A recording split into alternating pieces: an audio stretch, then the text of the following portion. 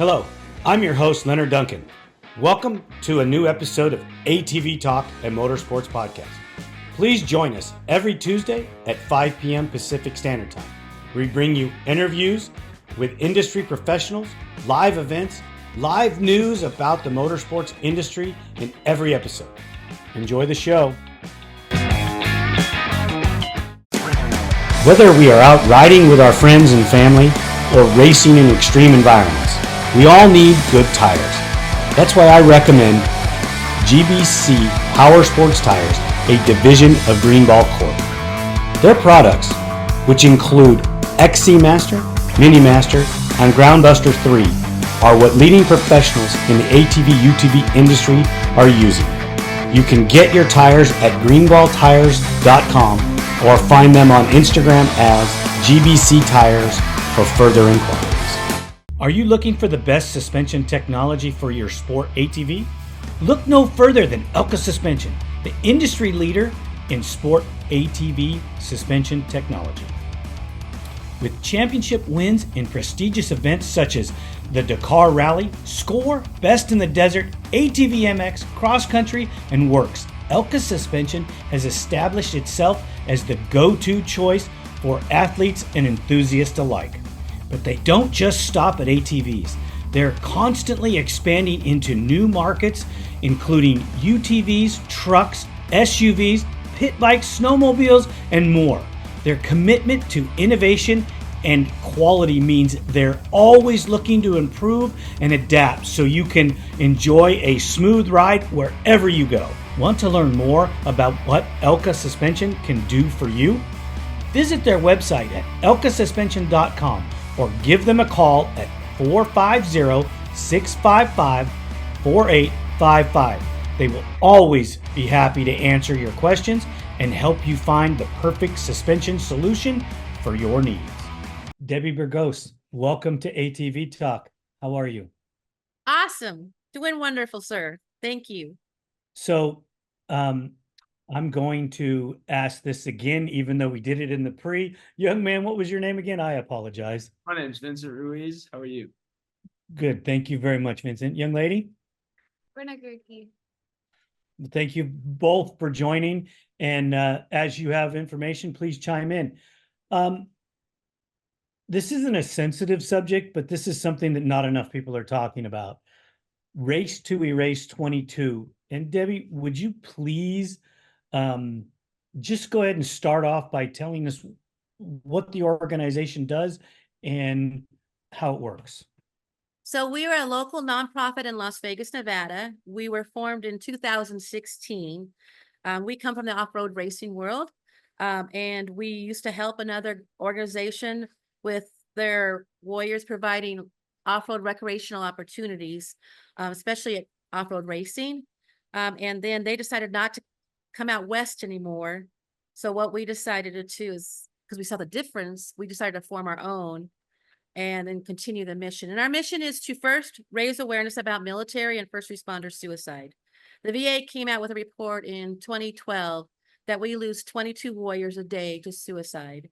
But the VA doesn't record correctly. They're not accurate. And I can tell you the number, it's probably 3 times that per day, which is horrific in itself. One is too many, but imagine, that is just insane. So people don't know that, especially civilians don't know that. We've gone to many public events, and we have a memorial wall, which you can see in the back. It's called Gone But Never Forgotten.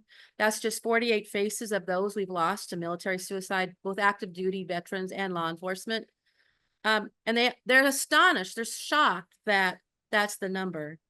So we raise awareness about it, provide local and national resources that are available in the community, because we find that that's one of the biggest problems is the disconnect. Like there's a lot of resources here in Las Vegas and across the country, but those in need don't know about them because first of all, there's so much stigma surrounded with mental health issues, suicidal thoughts.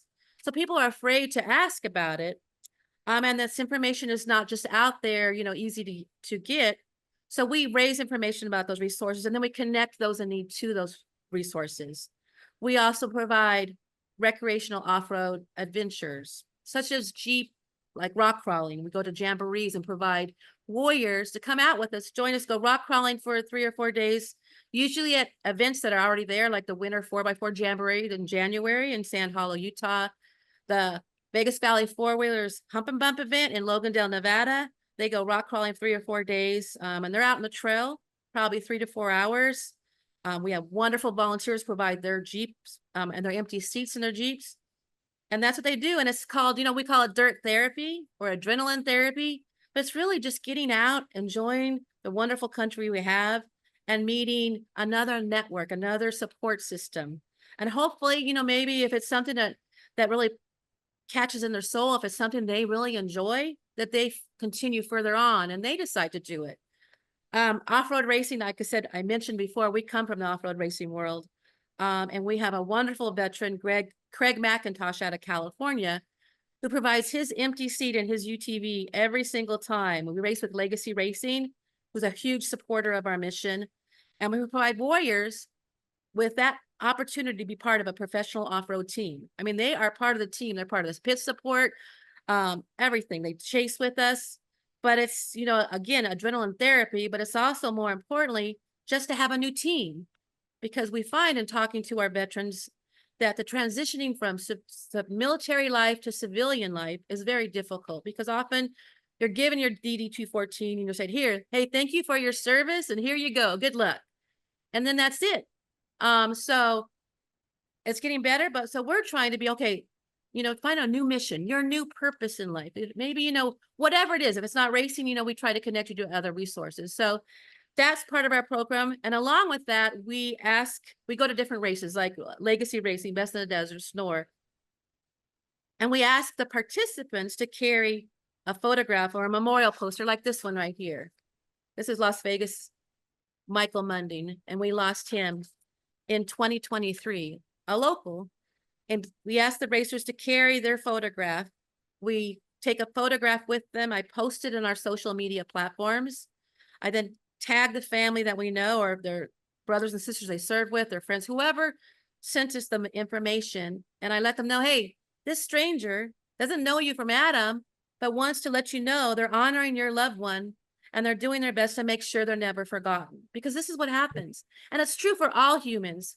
When we lose a loved one of our biggest fears is that they're going to be forgotten. Go ahead. I see you. Would there be a way for you to take a picture or a video of that wall and send it to us in a condensed form? Yes, absolutely. We can do that. So that we could run that on our YouTube page when we air this episode? Oh, absolutely. I would love to. Yeah, And absolutely. would it be all right with the families? Oh, no, absolutely. I mean, they've given us their permission because, again, that's what they want their loved ones. We need to say their names. Like today is Memorial Day.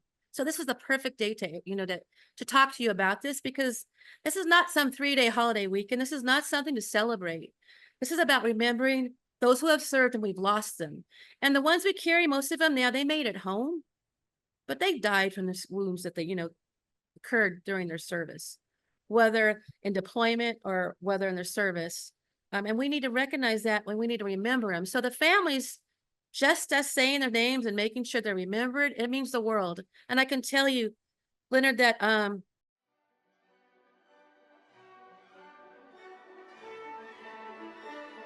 Are you ready for your next vacation adventure? Step into the heart of Arizona's natural splendor with a tour of Antelope Slot Canyon. Ideal for photography enthusiasts and nature lovers, our tours offer a unique journey through a landscape sculpted over millions of years. Let our expert guides lead you through the swirling sandstone. We're going to have to do it. Let our expert guides lead you through the swirling sandstone formations where every turn reveals stunning light displays, geological marvels. Secure your spot now at Antelope Slot Canyon Tours and prepare to be awed by the canyon's mystical beauty. For details, please visit us at antelopeslotcanyon.com.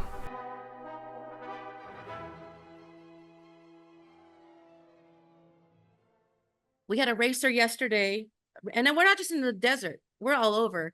Yesterday, it was in California. He's raced a stock car racer in Stockton, the Stockton 99 race, Jeffrey Peterson. He reached out to us, asked, hey, can I carry one of your fall? And I did it a while ago, a few years ago, and I'd like to do it again. And I said, absolutely.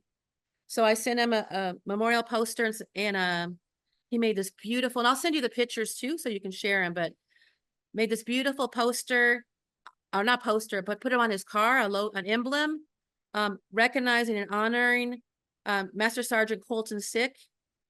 And the race announcer talked about him during the race, and they recognized him, and that keeps his memory alive. If we keep saying their names, talking about them, sharing their stories, then they're here with us. You know, they haven't, I mean, they may not physically be here, but they're in our hearts and our souls. And the families know that, yeah, we haven't forgotten their sacrifices. So it's really important. And I can tell you, I will let these two speak about it, because from the get-go, these two as youngsters, I mean, it's been several years, but from the day one, they've been on support of our mission, and they've always carried a fallen warrior, and the families reach out to them. So like Vinny, I'll let Vinny speak, and he can share what he does, who he carries, and what it means to him. I'd love that. What's that? So love to I hear that. carry Brent Reimer.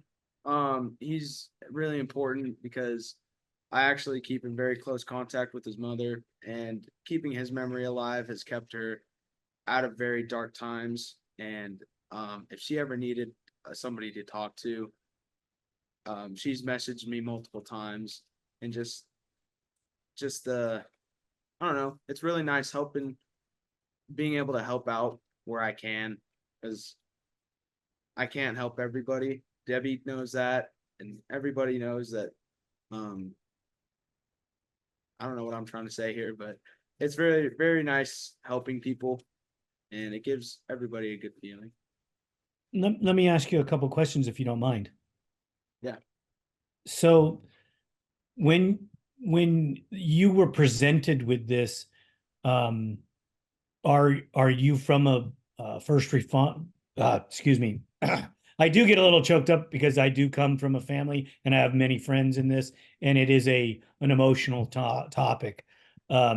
So do you have friends that are first responders or in the military? I have friends that are going into the military. I have friends that are going into to be first responders. We have many family friends that are first responders, and I've kind of like growing up, I've had many friends that are first responders and in the military, thanks to Debbie and Bill, and being able to hang around them. How was this first proposed to you? Going back to what Debbie was saying with the other organization, I used to help out with them. Me and my father used to help out with them, going to races and stuff, and also spreading the word there too. And then when they split off to the East Coast, and Debbie decided to make Race to Race 22, we stuck with them and wanted to keep spreading the word because it meant a lot to us. Vinny, I Excellent. can tell you, if I can butt in. So Yeah. Vinny has been a volunteer for Race to Race since he was probably 6 years old, or for the mission. As a young kid, I mean, he loves off-road racing, and but the funniest thing, we were talking, because he just turned 18 and graduated from high school, so we watched his kid grow up. But going to races, the first thing he looks at is tires. That was his big deal. He loved off-road tires. But when we started helping this other organization, a Race for the Wounded is the name of it, he just jumped right in and helped us wherever he could. Pit crew, he did whatever he could. His family, Johnny and Val, the Ruiz family, have been a #1 supporters from the get-go. And this kid is amazing. He's very, very, what's the word? Modest.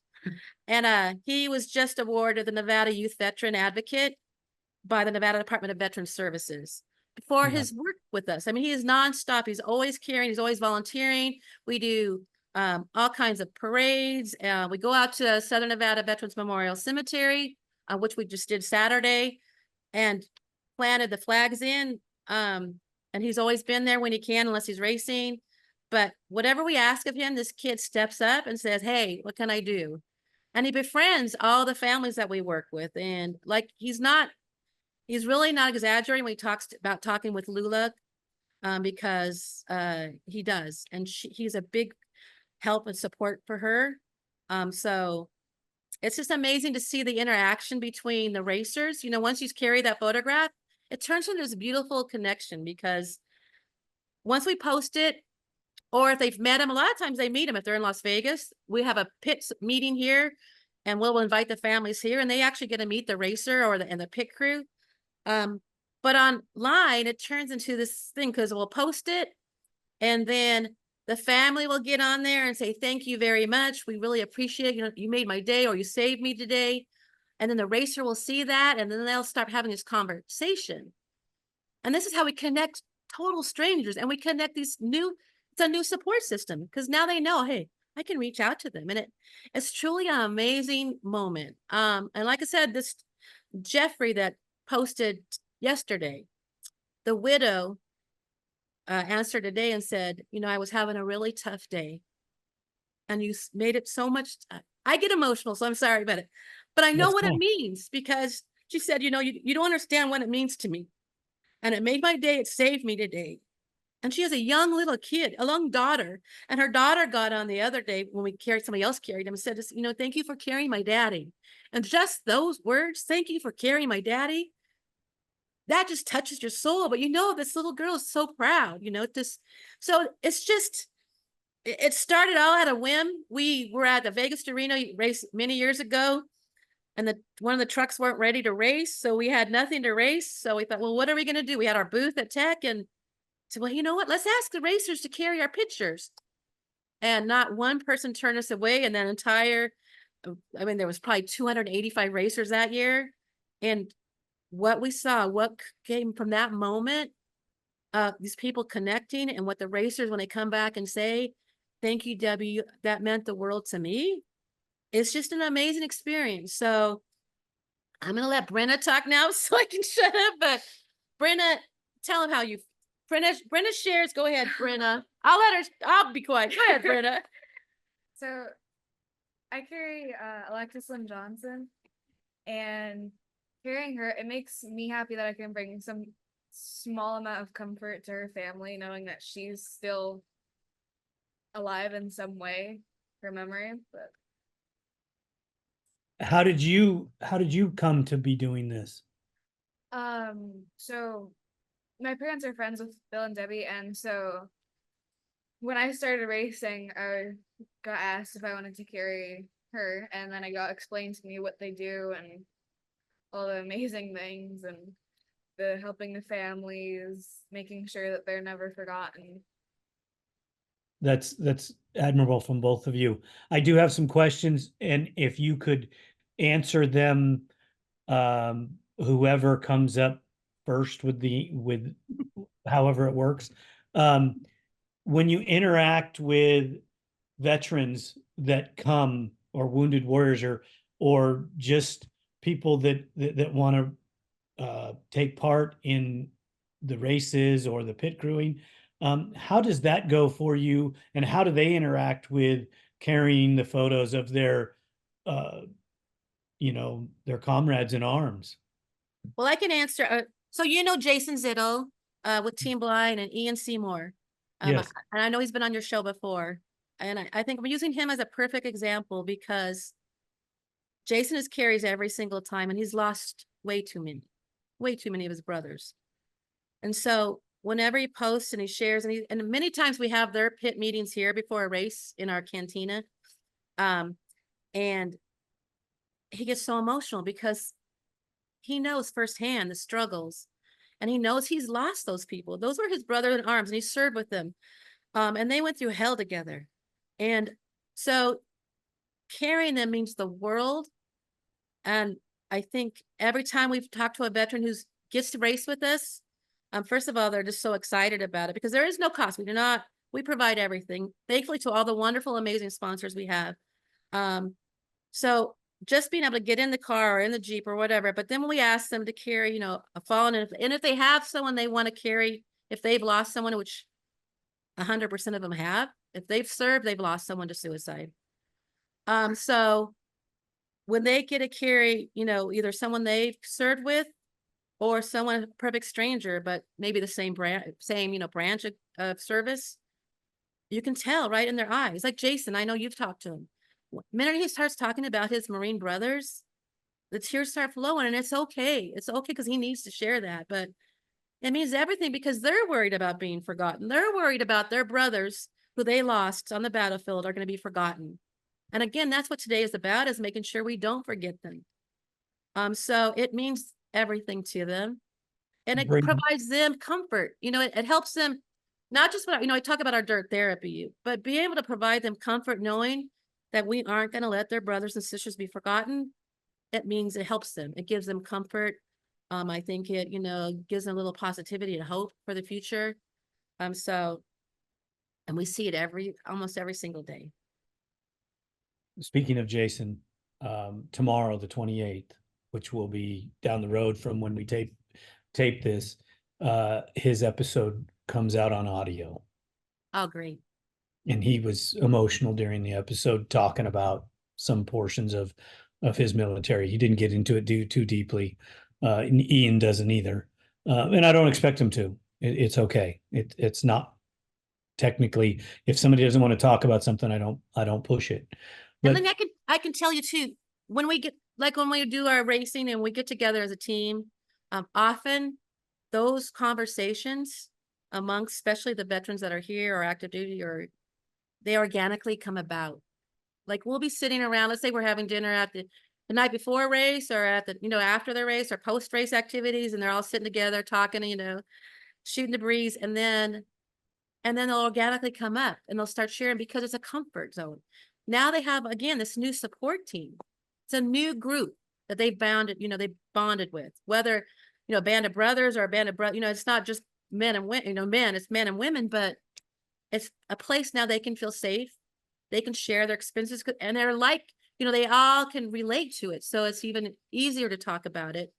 And we just back up and let them start talking and sharing. And it's truly amazing to see, because that's our mission. When those conversations happen, we know we've accomplished something, because talking about what they're going through is what we need to do. And not just them, I mean, humans in general. The suicide rate for our youth is soaring high. We need to talk. We need to squash the PGA golfer. I mean, it's all in the news yesterday. right. We need to talk about mental health. We need to talk about struggles, because everybody struggles. But when you put our warriors, our law enforcement, I mean, our military, I think they're a little bit ahead of the game. But when you talk about law enforcement suicide, it's tight-lipped. Leadership does not want to talk about it. First responders, fire, they do not want to talk about it typically. It's getting better.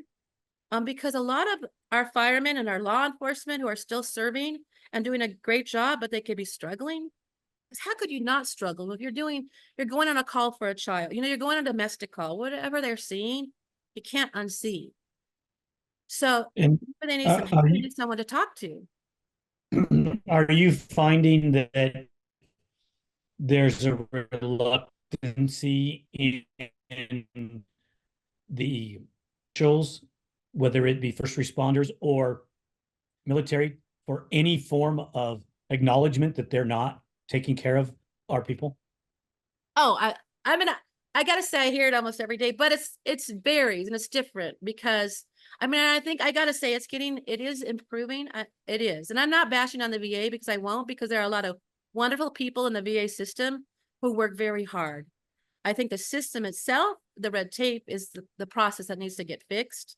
But yeah, I can tell you, I mean, there's so many stories. The people on our wall, John Toombs, who we lost, Sergeant John Toombs out of Tennessee. I mean, I'll share you his story. His dad shares his story all the time, but John was suffering. He was wounded in Iraq. He came home. Typically the first thing is pain pill. You have these injuries, pain pills. That's the cure all for everything. Those stopped working. So then he searched for more medication, and he couldn't get it to the VA. So he reached out to heroin. It's easier to get, it's cheaper, and became a little bit of an addict. He needed help. He went to his VA and asked him, he said, listen, I'm struggling. I need help. If you don't bring me in right now, I'm going to do something bad, whether it's going to harm other people, I'm going to harm myself. And literally the psychiatrist on call or the doctor on call said, listen, you're not that bad. It's okay. We'll make you an appointment in the next few days. Well, when someone's having a mental crisis and you're telling them, oh, someone's telling them about how bad their crisis or how not bad their crisis is, that's just crazy. You know, that's just insane. It's just disgusting to me. So he kept I hope, pleading with them, begging I them to hope that guy please help lost him. his job. Well, no, he didn't. And so John again kept continuing the conversation, asking for help, and they told him, no, we'll make an appointment. So unfortunately, John, they were building a new parking structure for this VA. He went into that parking structure. He filmed a video talking to his parents, telling them, I'm sorry, but I have no recourse. I have no other way out. And I'm doing this for my brothers and sisters because hopefully if I die today in this parking lot, maybe it'll raise the attention. So if our soldiers have to die by suicide to raise attention about our leadership, this is just screwed up. And that's what he did. He took his own life in that parking garage. And often, you know, I know there's been so many things that are said about suicide, you know, and a lot of people, of course, don't want to talk about it, but, or they say, you know, we don't, one of the prime examples is, and I didn't know this, but, you know, using the word that you're taking, not taking your life, but you're committing, using the word commit with the word suicide often has this very, it's negative feeling about it, because when you commit something, you're committing a crime. Suicide is not a crime. It's just a way out. Often, and we've done so much research and met so many families and talked to so many people that, you know, when someone dies by suicide, it's usually this few-minute decision. They're in a lot of pain. The only thing they want is to be out of pain. It's not about leaving their loved ones. It's not about hurting others. They often think that they're a burden on their family or their friends or their loved ones. So they want to end that for them. So they think, well, if I die, no one cares about me anyway, or no, you know, I'm going to be better off. My family's going to be better off, which we know obviously is not the case. But that's the mindset. So it's not, they're not trying to hurt anybody. They just want the pain to end. They don't really even want to leave us. They want the pain to end. I can tell you, I've talked to survivors of suicide. My mother tried to end her life several years ago because we lost my brother, who a Navy veteran, out of some weird illness that happened. And she was really struggling with it and didn't really share that, but she tried to end her life by taking a bunch of pills. As soon as she took that last pill, she knew she made a mistake. She called 911 and they came and they got, you know, they took her to the hospital, and thankfully, her suicide was not a success. And she shared with me, you know, I didn't want to leave you. I didn't want to leave, you know, this world. I just wanted that pain to stop. So imagine our warriors who have injuries, you know, either mental or physical, coming home. And then, you know, whether they're self-medicating through alcohol or pills. Again, then that's just a wholly different thing. You have post-traumatic syndrome. You have brain injuries, traumatic brain injury. It all compounds the whole situation. And they feel like they're not being heard. So we feel we got to talk about it. It's okay to talk about it. So when our people are working in the field, our warriors, our law enforcement, our first responders, our active duty, and they are just seeking help, but they want to keep doing their job and they're excellent at their job, but they're afraid if they talk about, hey, listen, I just need a little help. I want to talk to somebody, but they're afraid that leadership then will demote them or they're going to get kicked out, you know, that, and they want to keep doing their jobs, then they don't say anything. And that's a problem. That is a huge problem, because I feel, I know you know, if you're a warrior and you seek I help, know in military, you're going to be a better warrior. You know, if you can isn't seek it help. isn't it nor isn't it normal process in the military and in the police force, if they go to counseling, they're automatically taken out of the field? Well, a lot of times it is. I mean, they say, I can tell you in some instances, especially with our law enforcement, say, hey, you know, it's okay, you can talk to them, but, and they'll say they won't, you know, hold them accountable. There won't be any horrible consequences of your, you know, trying to, but I can tell you it happens. We were with my cousin's a retired firefighter medic, and we just had dinner with him the other night, and he was telling us a story about a local firefighter here He was 25 years as a medic and he was just tired. He wanted to still do his job, but he was going on so many calls, a lot of kid calls, a lot of children calls. It was summertime, pool drownings or in a car. And he just wanted a lighter load. He wanted to be transferred to a different station with a little less calls. And he went and met, with the protocol they did. But his leadership, who hadn't even been working maybe 5 years as the fire department, told him, no, you're just trying to find an easy way out. And they added to his shifts. They didn't let him out. They didn't give him any kind of help. And this gentleman walked out on the 215 here in Las Vegas in front of a semi-truck and ended his life. What point? I don't understand that. It just, and that's not all leadership. I don't want to blame any whole fire department or any law enforcement. But where is the accountability that you know of for any of these people that are making these bad calls? Is there accountability, or is there a way to make them accountable? Well, I think public outcry. I mean, I think that's how we're going to do. I do think, I gotta say, I think it's getting better. I think that now, because mental health is, seems to be on the forefront, we're talking about it more. I know that the Henderson department, they're really pushing their mental health program. They're adding in-house mental health clinics, and some of them are manned by outside sources that they do not have to report to leadership unless, there's instances where you have to report. Like if you're threatening to kill others or a viable threat to yourself, obviously you have to. But if it's just you're struggling, you're saying, I just having some thoughts, I just, talk to somebody, that's where they can help. And there's a lot of outside, there's the cop line. It's a hotline and it's manned by only retired police officers. They're not connected to any particular police department. They're not connected to any government agency.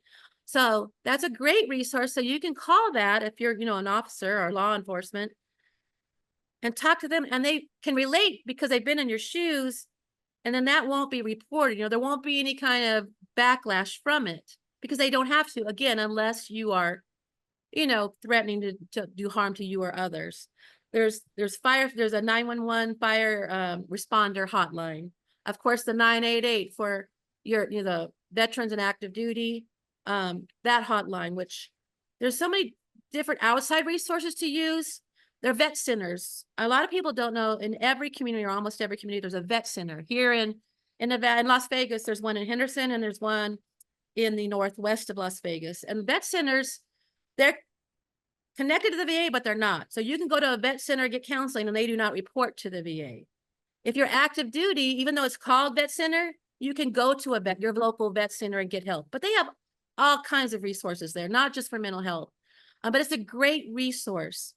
But we need to change the leadership. And I do believe, like I said, Henderson, they're working on it because they lost 4 firefighters within 5 years, which is a lot for one single department. We carry 3 of their firefighters. One, Robbie Pettengill, and then his family member, I think it's Stephen Pettengill. I have his pictures right here in front of me, but father and son who work for the same fire department. His father is retired, but ended his life, and then his son, just I think over a little year later, ended his life. So it's just we have to do something, but I think it's gonna be, we got to talk about it, and we got to say, listen, you have to do better for our warriors, whether it's military or our law enforcement or our first responders. Something has to be done. And it's going to be up to us to be the loud voices. So let me ask you this question, and it has to do with the participants that take the rides and spend the time. The reaction from them being able to tell their stories and to communicate with the participants, the young people, especially the 2 that are behind you. Do they tell you, or is the feedback coming in that it's helping their mental outlook on life, and are they recovering? Nodding your head, young man, doesn't help me. Vincent, I'm gonna let you, like when Jason, or one of our. Yes. I'm gonna use Jason as an example. every time we go race together, even we don't even have to be racing together. Even if we're racing as opponents, like we did 2 years ago at the Legacy Cedar City race. He came up to me after the race and was like, he had a blast racing against me, and us being in the same pit just, I don't know, it just made the whole race more fun. And I chased him at Silver State 300 at the Silver State 300. He was having a blast, and he ran out of gas a mile before the finish. He pushed, and then he he was still happy because he saw his family at the finish line, his second family, his racing family, and I don't know, it just he has a lot of fun with it, and I know, even Ian does the same thing. He like just being involved with us helps him out too, because it's not easy. It's not We- easy for any of them. We a few years, Well, a couple years ago, we flew out Justin Weiss, quad racer from back east Ohio. I met him actually on a podcast. My friend Marine veteran Brian Talley's podcast, and he was a guest on his show. So they asked me to kind of chirp in on a little bit, and so then, and he didn't race off a desert racing. He raced, like the short course stuff, and he was great. So I said, hey, why don't you come out west? See what desert racing is all about, because it's really cool. And so we flew him out here, and he Justin, one of our wonderful people, provided a quad for him to race out here, and he raced it. I think he won. He was phenomenal. But with that connection, he met somebody. He met Jason, and he met Ian, and he met Kenny Pellman, and now he flies out and races with them. He raced the Silver State race with them. He's raced the golden race, the Golden 250 in California. So that's the perfect example. We connected them, and now he has this new team, this new support, and now they're racing together. So that's what we're trying to do. We're trying to introduce people, because we're the small little local charity, And so I wish I could have $1 million land on our plate and we could fund everybody's racing, so we could get them all out there, but we can't. So what we do is we try to bring people who haven't been out to desert racing or have never raced before or gone jeeping or UTV rides, connect to those people in the community, because that the off-road community, whether it's short course, desert racing, whatever it is the most wonderful and caring community, and by far. They will help each other to no end. They'll help their competitors. It doesn't matter. So it's the perfect community to bring our warriors into. So that's what we try to do. We're connecting them, and then hopefully going forward, they can. We have many who race with us, like Renee, Marine veteran Renee Caseman Lucero, local Marine. And she raced with Craig McIntosh in the UTV last year. They didn't finish. They ended up, and Craig never breaks. And unfortunately, the last race of the season, he ended up breaking with Renee. And all they did was laugh the whole time. But now she pits with us all the time. She comes to all our events. She was out at the flag planting we did on Saturday at the cemetery. She's always there to help us. But that's it. It's connected her to a new resource. Now, Renee's a little bit different because she's so heavily involved in the local community, helping her fellow female warriors, that she already has a great, she's a resource for us, actually. But off-roading was new to her, and now that's her new family. She goes on the Jeep adventures with us. But I can say it seems like almost every single time we bring someone new, they end up, connecting with people, end up either racing with them or pitting for them. And that's our goal. Our goal is, hey, you're getting out, come meet these new people, come see the sport you've never seen before, and see if you like it. And typically they end up just falling in love with it, whatever it is. And now they can move forward with their new team, their new purpose in life, their new mission. That's awesome. If you want to make a new friend, go to an ATV race. Oh my gosh, yes. So I got to tell you a little background. My husband and I, we raced, and it's going to tell me this will tell you my age, but in the 80s, 3-wheelers. So we raced 3-wheelers and 4-wheelers, the Mint 100 back in the day when it was the Mint 100. And so the off-road community, we've been in it forever. And it is really the greatest community. And there's nothing like getting together with a bunch of racers and just hearing their stories. I got to tell, when Vinny first started racing and he raced with a young female, and her dad was a veteran, and they come back from racing, they could be competitors. They didn't, a lot of times they didn't race together. They didn't team up, but they raced against each other. But they'd come back and I'd sit there and listen, and then mom go, yeah, did you see that? Wow, man, the rapper. Did you see that? And this whole language, and we just watched it, and it was just like, that's just crazy. But we got so much joy watching these young off-road racers just talk about the fun they had.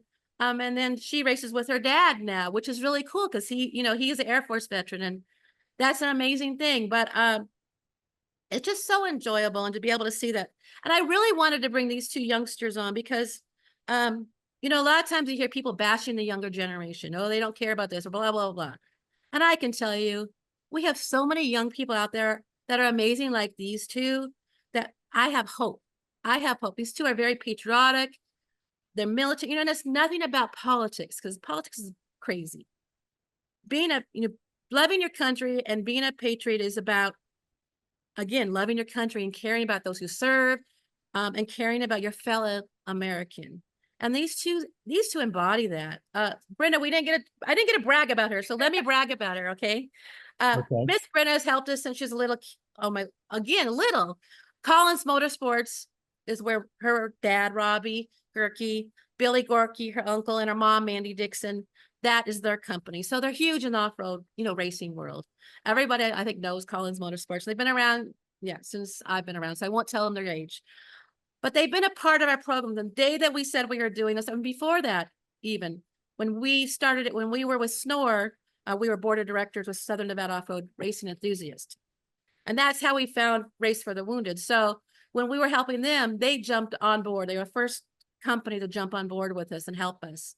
And Brenda has been there since the beginning. I mean, she was just a little ant. I don't know how to describe her, but this girl goes to, like, the last men 400. Okay, they had almost 400 plus entries. Miss B here stood with me, and we handed out to every racer a poster. They all carried our fallen warriors. And this girl's, she just worked her butt off, but that's what and she volunteered, and she was thanking me. This is the funniest thing. She's going, Debbie, thank you so much for letting me a part of it. I'm going, are you crazy? Thank you for helping us. We cannot do anything. My husband and I founded this. My husband's Bill Burgos. We founded this, but we're just these two people who have megaphones. It's really the people behind me, their families, all the volunteers. That's who makes this. And then the racers, they're the ones who make the mission possible, because they're carrying the fallen and they're carrying the stories.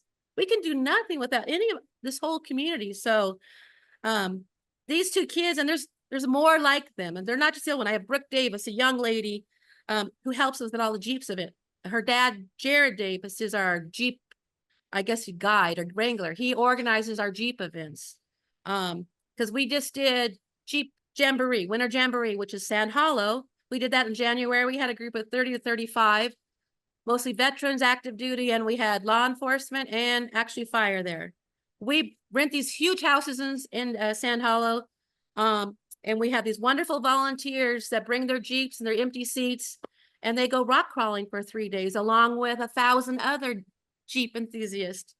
And then at night, we come together, we have dinner, we cook food together, and those wonderful, amazing conversations start. And that's what it's about. It's about just communities coming together, whether it's in Jeep, whether it's our rock crawling group, our Jeepers, whether it's our UTV people, our ATV, our three-wheeler, four-wheeler people that we love. These dirt bike and UTV, what is it? 170. 170. See, UTV 170. We had a gentleman race, a Army veteran race. Alex is his name. He raced in the championship, the short course racing back in Wisconsin. He carried a fallen warrior. So this is back in Wisconsin. We've had people in Middle Tennessee racing roundy round at the Duck Raceway. They're carrying our fallen. Because this country, it's just amazing. I can't say enough about the wonderful outpouring we get of support who want to carry our fallen and make sure they're remembered. So you had Brett on your show, Elijah, Connor, and Brett Greensholt, Battleborn Racing, and that whole group. They carry a warrior for us. They're not veterans, but they carry a warrior for us all the time.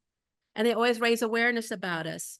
In fact, we just got a call from a local plumbers union that Elijah works for. He presented presented our racing mission, our Race Your Race mission to the union, and now they're going to be giving us a large donation in a couple weeks.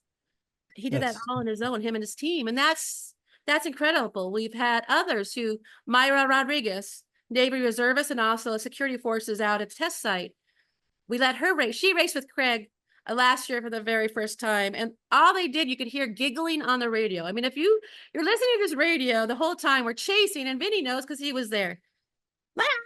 You can't even hear what I go. Hello, where are you at? Where pit are you coming into? And she had the best time, and now she's a member of our team. She's right now deployed in Japan, but her company is providing a big donation to us. But that was through them because they are living the experience with us, and they know the difference we made for them. And then they're trying to help us. So I think that's the biggest compliment, and that's the proof. When I hear a veteran on active duty, a first responder, or law enforcement, say, hey, I got this company involved with you. I had the best time. When they're talking about us, then I know we're down the right path. We're doing the right thing. Because they see it firsthand and they live the life. They live it every day. They live the struggles, and they're telling us we're doing the right thing, so we're going to do it. Well, I mean, this is a little almost overwhelming, but I could go on for days. Like I told you, I could talk about race to race. So we've talked to a lot about the reaction from the veterans and the responders that come on and come out. What about the families? How many of the families are getting the help that they need psychologically, or coming out to your events and participating? So I can tell you a prime example, which had just happened last weekend. Ron Morgan, he's an Army veteran. I met him 2 years ago. Well, actually last year in 2023, at events. We partner with we believe in partnering with other like-minded organizations, other veteran organizations, because we have to really make a difference. We need to work together. So we were supporting the Southern Nevada Veterans Chamber of Commerce, Lester Lombard. He was having a 5K event. We had our wall up behind us, and I saw this gentleman that was looking at our wall. He had a Vietnam veteran hat on, a Vietnam veteran shirt, and he was lowering his head. I went up to him and I could see tears were just flowing. And I gave him a moment. I didn't want to interrupt it. He was just really taking it all in. Then he walked away from the wall and he fell to his knees. So of course I ran up to him and I said, how can we help? And he said, I just lost my son last week to suicide. Yeah, I said, oh my gosh, how do I comfort this man? How do I tell him it's going to be okay? But all I could tell him is, listen, we're here for you. And we talked and we shared stories. And I told him, listen, let us, if we have your permission, can we create a memorial poster for your son? And we will make sure he's not forgotten. And since that time, Mr. Morgan has been to our events. He was out at the plant flag planting Saturday. Last weekend we did it's called Go Topless. We weren't topless. Just the Jeeps were topless. But it's a local, it's a national event across the country, held all over in almost every state. But locally, American Off-Road Custom, they were the host of this event, and they gathered together. There was over 500 Jeeps at this event. They parade down the Las Vegas Strip. Almost every single one carried a fallen warrior for us. And Mr. Morgan was there bright and early, and he was asking all these Jeeps to carry not his son, but other fallen warriors, because he knows what it meant to him for us to carry his son Sharif, and he wanted other families to know the comfort that it brings them. So he tells us every day, and he thanks us, thank you so much for being involved, because we try to get them involved. Come help us, because when you have a purpose, when you're helping others, like Vinny said, that gives you joy. I know that's what brings me joy. So that's what we try to tell people. Hey, you're in a dark place. Like Lula, the mother of Brent Reimer, who Vinny carries. She does a lot. She's trying to help us now with racing back in Wisconsin and people carrying the fallen. But they're helping to get through their pain, because the pain never goes away. And if people tell you, oh, get over it, that's bull crap. Sorry, but it doesn't. It doesn't go away. There's a hole in your heart forever. But if we could help soften the edges of that hole, if we can give you peace and comfort and let you know, listen, your loved one is still here in our hearts. They may not physically be here, but they're here, and we're going to make sure they're not forgotten. It heals them. Like I said, the widow yesterday, who posted about seeing her husband on that race car, and that they talked about the announcer of the race. Let him talk about race to race. Let him talk about her husband. She said that made my day. It helped me. So we hear firsthand that this is really helping them. We have 2 twin brothers on our wall, the Selinsky brothers, Travis and Brandon. Can you imagine two of your sons? She has 3, but 2. They're both active duty, each coming back from their last deployment into their life. It was almost a year apart to the day. So talking to Jaylyn, she's very heavily involved in the Honor and Remember organization, a lot of other organizations, because she tells us that me giving back and helping is how she's getting by day. That is the only thing that's getting her through, and the support of others. So I know firsthand that it helps, and I know that we have racers that carry those brothers. I typically ask racers to carry them together because I don't want to split them up. And that's just weird, because these are, but it's true. I take it personal with every fallen warrior we carry, because I know the importance and I know what it means to those families. So we're going to be respectful, and we're going to carry them like our own. We carry Miss Sophie Champeau on our wall, Army medic. We lost her several years ago, and I became very good friends with her mom, Susie. And we had many talks about her. And unfortunately, her story is about military sexual trauma. And I won't go into the details, but unfortunately, she was attacked several times, not by the enemy, but by her fellow soldier, and on base. And by the same soldier twice at 2 different times. And in fact, which is even more tragic, the headstone was on Sophie's grave before that soldier was put in Leavenworth. How does that happen? But it does.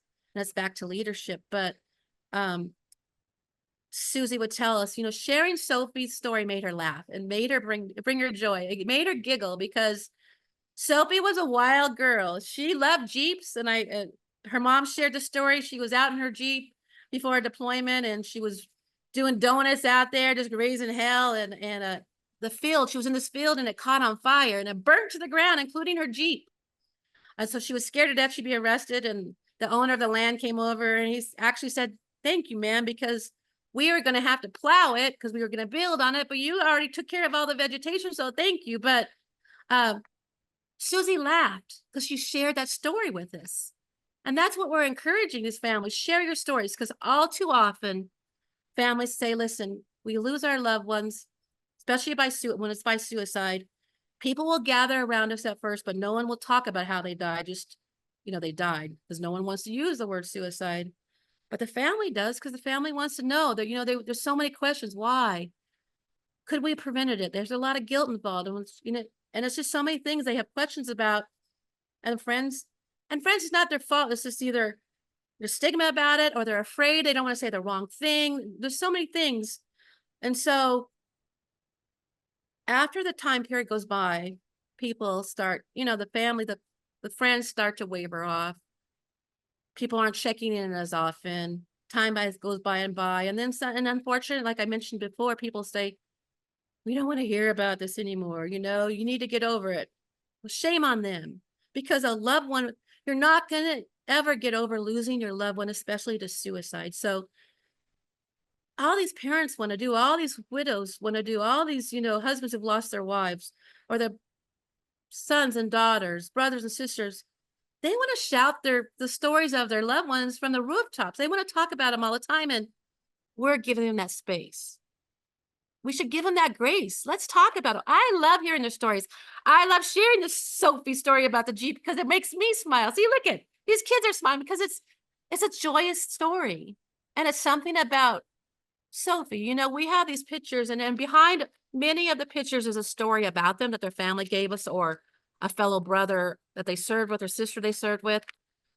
Because it's more about a face on that wall. These are real human beings, their loved ones, their fathers, their mothers, their brothers or sisters, their children, their mom and dads. And we need to recognize that, and it's something that we need to share. And by God, we're going to give these families all the room and all the time they want to talk about their loved ones. So yes, to your answer, yes, we know it makes a difference. That's outstanding. So how can we find you? Well, we're on social media. So Facebook at Race to Race 22, Instagram at Race to Race 22. We don't have a website for many different reasons, but yeah, so we're on the social media platforms. You can email me at race to race 22 at yahoo.com. Yeah, anybody can reach out if you want to help, if you have a loved one, or if you have a friend you've lost to suicide, military suicide, or first responder suicide, please let us know. We'd be honored to carry them and share their stories going forward.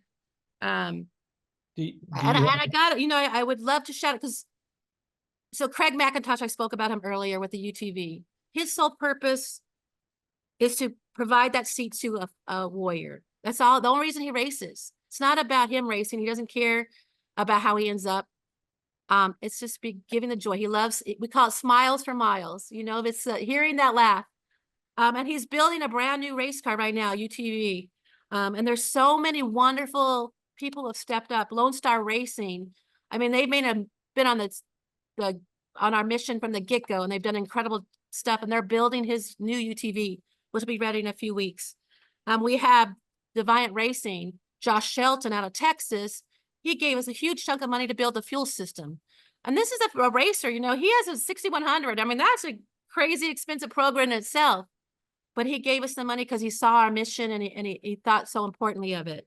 There's FK Rodians. They've helped Jason Ziddle, Ian. They're helping Brett. All of our veterans, Craig, they've stepped on big. They, in fact, gave a huge donation to the Cyborg project, that Jason, Jason spoke about it on your show, the amputee quad they're building so we can have our warriors, who are disabled, but not limited. We're removing those obstacles. We're providing a place to, hey, listen, don't say no. We're going to find a way to get you out in the desert, or get you in a Jeep, or whatever it is, get you out enjoying life. So many people there's a whole list, and I'd love to share right now. If I could for a second, I don't want this to be a plug, but I got to thank these people because, again, we're just a small little charity run by volunteers, and every little penny helps us, whether you send $1 or whatever, it helps us get our mission.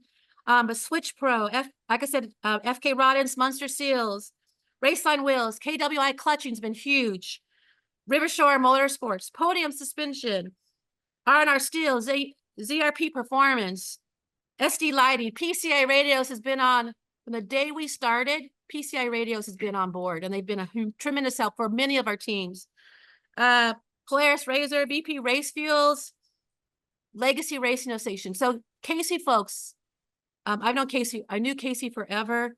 And when we decided to do this mission, I approached Casey and I said, listen, Casey, this is what we're going to do. We're going to try to give our warriors out there racing. Can you help? He goes, Debbie, what do you need? What can I do for you? He was the first person to step on board, and he kept to his word. When Donald Jackson took over for Katie, started Legacy, took over for Best in the Desert, he was on board, him and his team. And then when he started Legacy Racing, him and Christy and Liz, they reached out and said, tell us how we can help your organization. And they provide us huge discounts on the racing fees. They help us any way they can at tech and at the pit support. Anything we need, they're there for us. So huge shout out to them. I can't say enough about them. South Point Hotel and Casino. Oh my gosh. So Brendan Gahn, the Gahn family, Marine veteran Greg Pike. Whenever we ask for something, they're there. That hotel, anytime we bring warriors to Las Vegas, they provide all the lodging free of charge. And that's huge because lodging is so expensive. whatever we need, they're there for us. And I just can't say enough about the wonderful folks out at South Point. Torco Race Fuels, Evolution Motorsports, Legacy Ride Company, Super ATV, and then we just had Demon Power Sports jump on board, so we're super excited about them. But I just, in fact, I got to call my husband's down in Mexico. They're all pre-running for the Baja 500 coming up this weekend. He's down there with Dallas Trail with TSA Motorsports. And Dallas Trail is a big supporter of our mission. He always carries 2 fallen warriors. They put them in the top, underneath the roof so they can see him every single race, and they have them pre-running. And they always have our stickers all over their pre-runners and all over their race trucks. Brendan Gaughan, the same thing. Brendan always carries a fallen warrior, which he carries Scott Montez, a local Navy veteran, because his co-rider is Scott's father, Mike Montez. So Mike gets to, he's carrying his, it's not I'm not saying it's this joy because he wants his son here, but he's keeping his son alive, and his son gets to keep continuing racing with him. He's his biggest co-rider, angel co-rider ever, but they carry him everywhere. And Brendan always talks about Race to Race. Anytime he's in front of social media, I can tell you his last NASCAR race, Brendan put our stickers on his car. There was this horrible crash, which is not good because it was his last race, but we got so much TV time for Race to Race because Brandon was in the middle of it, and they kept focusing on his race car, and the Race to Race sticker was right there. I go, oh, yes, sorry, Brendan, but yes, we love this. But Brendan, I seriously, the Gaughan family, Michael Gaughan, I just can't thank those people enough. And not only do they support us, but they're huge supporters of our military. They even built, the Gaughan family built a canine training unit right next to their hotel here. They funded the whole facility and the program. That's how big of supporters the Gaughan family is here in Las Vegas for our law enforcement and our military. So if you're in Vegas or you come to town, support the South Point, because I can tell you, they're the kindest people, and they're just huge supporters off-road in general. But okay, I can stop now. Sorry. So tell us where we can find you again. Again, on social media, Facebook at Race2Erase22, on Instagram at Race2Erase22, on our email, Race2Erase22@yahoo.com. You can always call me, and I'm not afraid to share my phone number, 702-400-3609. Yeah, and hope we're soon to be on TikTok because we got the youngins involved. They have to show us the technology.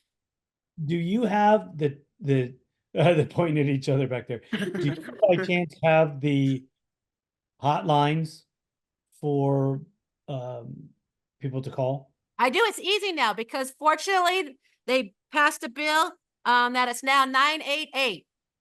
All you have to do is text 988 and it takes you directly to the hotline. Excellent. So yeah, so that was a big push to get that done. And it was done a little over a year ago. So it's super easy to call, and anyone, and you don't have to be, I can tell you this, you don't have to be a veteran to call. It's for anybody. We're all humans. We all have struggles, there's things that happen.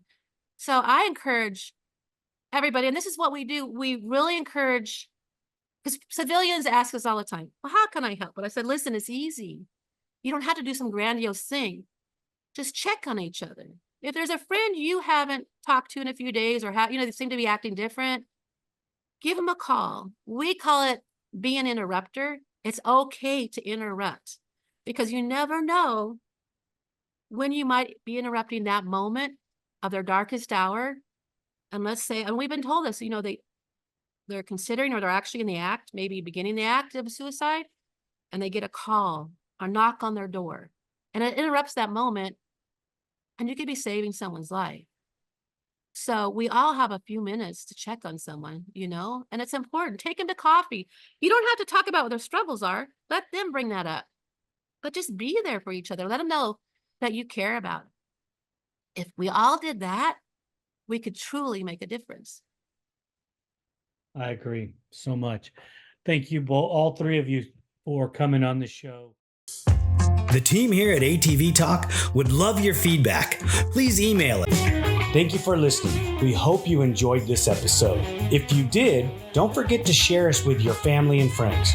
The podcast is available on all streaming platforms, and you can find us on social media as ATV-TALK Podcast. We're on Instagram, Facebook, TikTok, YouTube, Rumble, and Twitter.